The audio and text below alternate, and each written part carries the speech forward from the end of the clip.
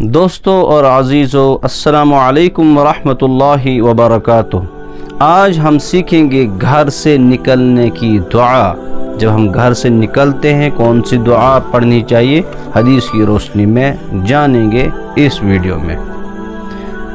حضرت انس بن مالک رضی اللہ تعالی عنہ روایت کرتے ہیں کہ حضرت رسول اکرم صلی اللہ علیہ وسلم نے ارشاد فرمایا، جب آدمی گھر سے نکلے تو اس کو یہ دعا پڑھ کر نکلنا چاہیے۔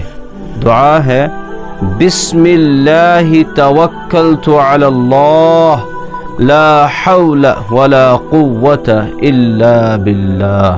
میں اللہ کے نام سے نکلا اور میں نے پورا توکل کیا اللہ کی ذات پر۔ تمام طاقت اور قوت اللہ ہی کی طرف سے ہے۔